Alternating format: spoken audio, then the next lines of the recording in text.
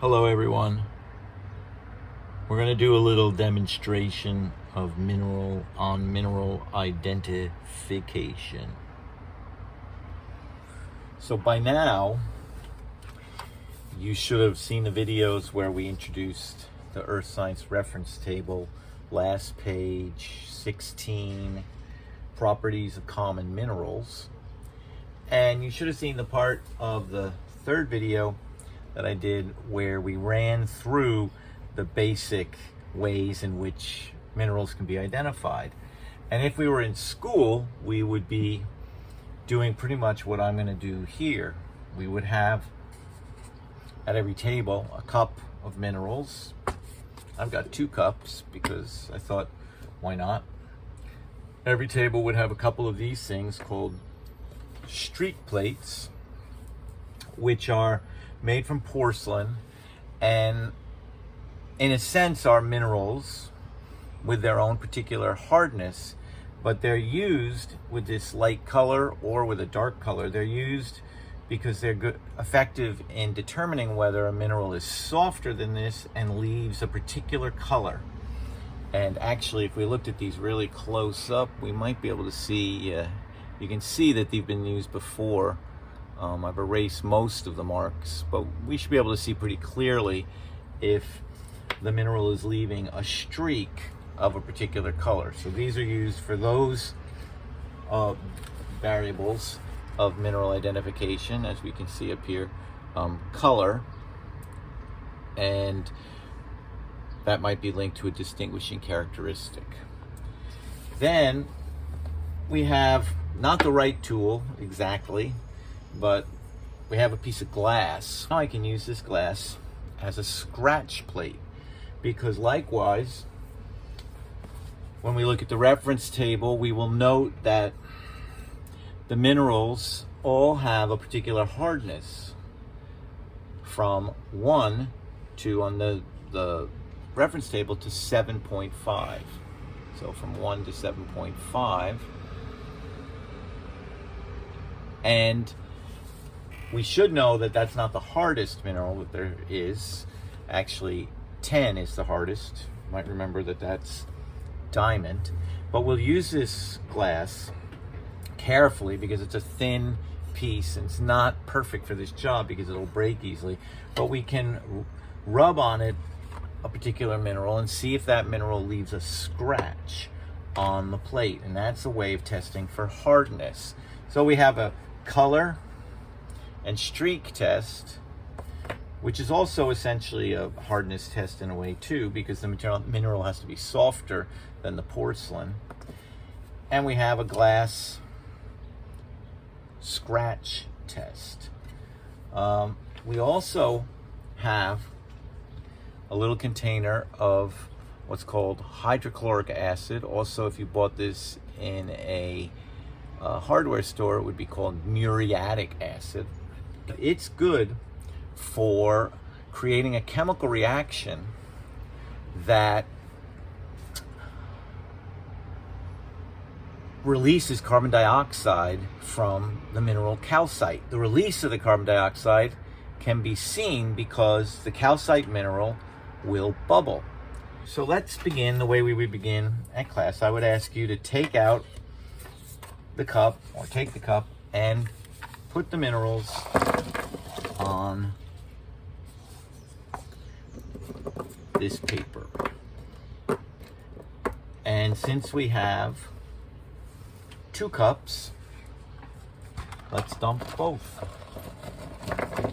Gives me a little bit more work, but that's okay. So now we have a whole bunch of minerals here, and what we'd want to do is to organize them in some way.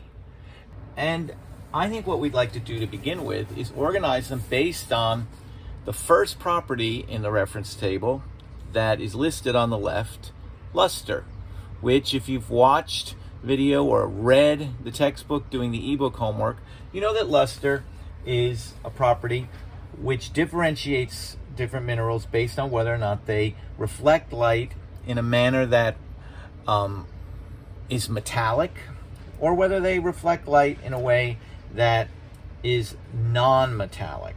And it's fairly easy to see this in the samples that we have.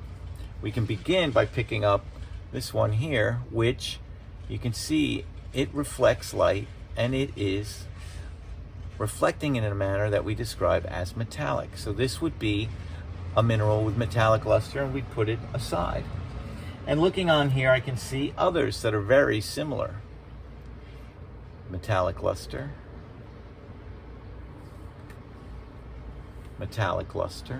These all appear to be similar minerals, so we'll have to investigate that. Now, looking down here, I don't know if you can see anything else, but I'll point out with this pencil that I've got one here, and here, and here, that all appear metallic. So let's lift them up. But they're clearly not the same as the last group. So, but you can see this one really catches the light in a metallic manner. Put that over there. And this little sample too, metallic, metallic, metallic. Now,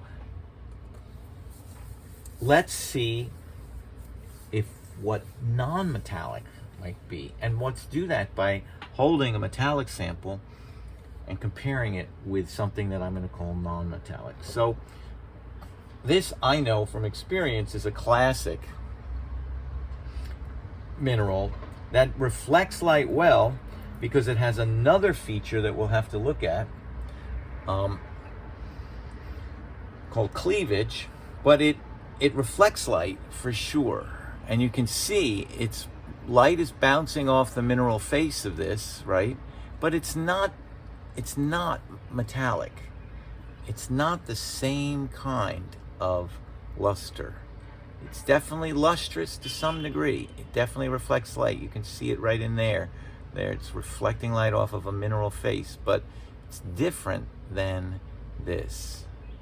So non-metallic luster, metallic luster. So let's separate these. I've got non-metallic here. I would say this is the same, non-metallic. Non-metallic. In fact, these may all be the same mineral. We'll find out. Non-metallic. This has luster. You can see the light bouncing off the face. And I can begin to just separate these very easily. This is one that's a little bit harder to see as either metallic or non-metallic, but it does reflect light. But because the way it breaks is not predictable, it seems to have fractured. It doesn't have a face that really allows light to bounce off directly to our eye. But I'm going to say this is also non-metallic. And here you've got one. Another one, non-metallic.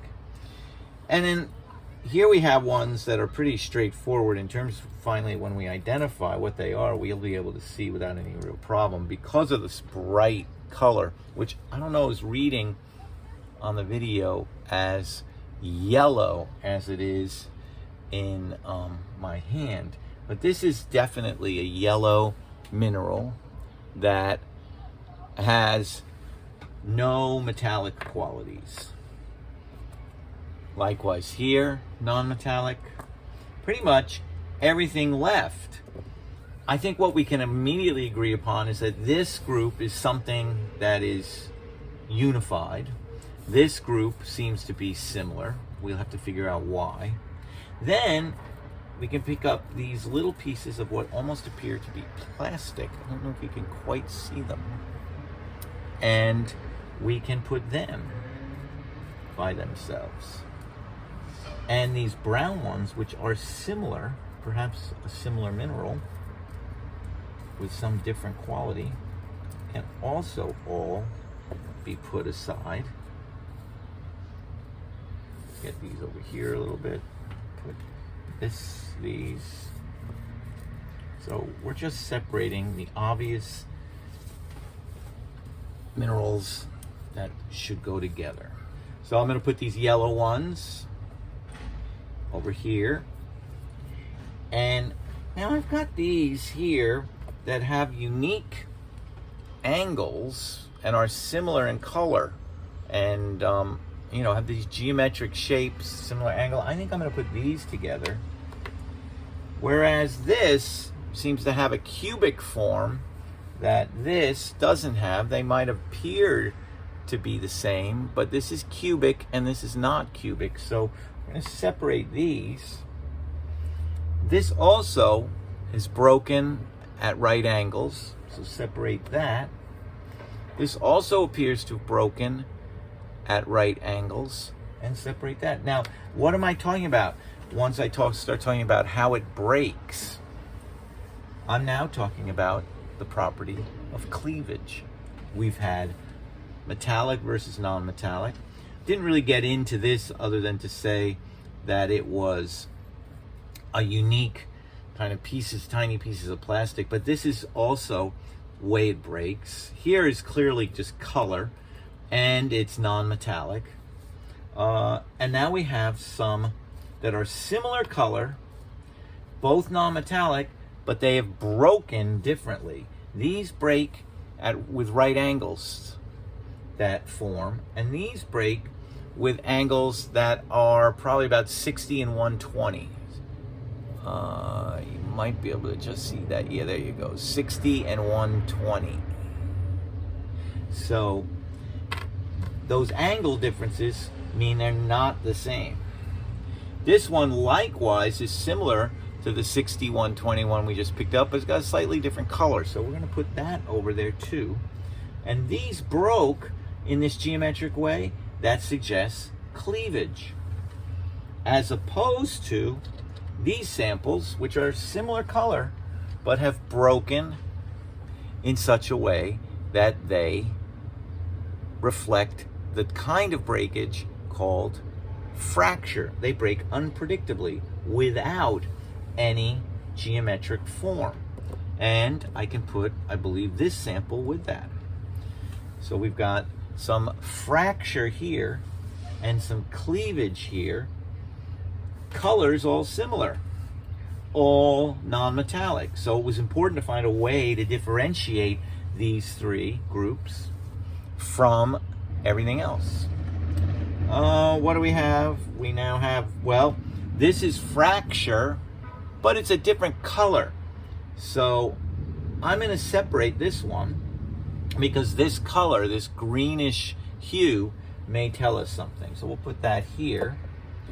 Then I've got these that are all also similar color, and they all actually reflect what's called cleavage.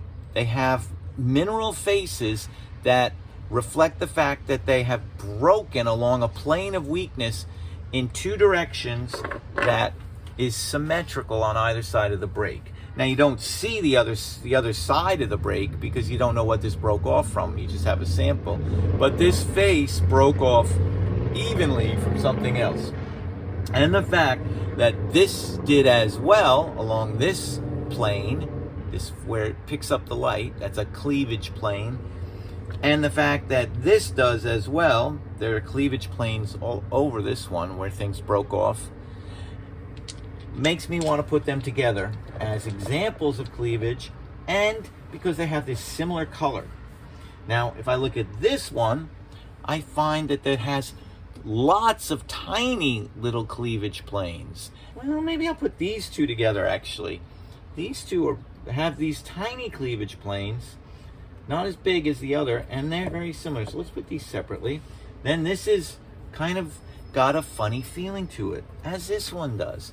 They're both kind of greasy feeling. And I wonder if that's a property we can use. So I'm going to say this is something unique. Put it here. And this is too, but based on the huge difference in color, I'm going to separate them. Look, I got something on my thumb from this one. This one is similar here and also has that greasy feel. So I'm going to put it here. I've got this reddish one that has fracture.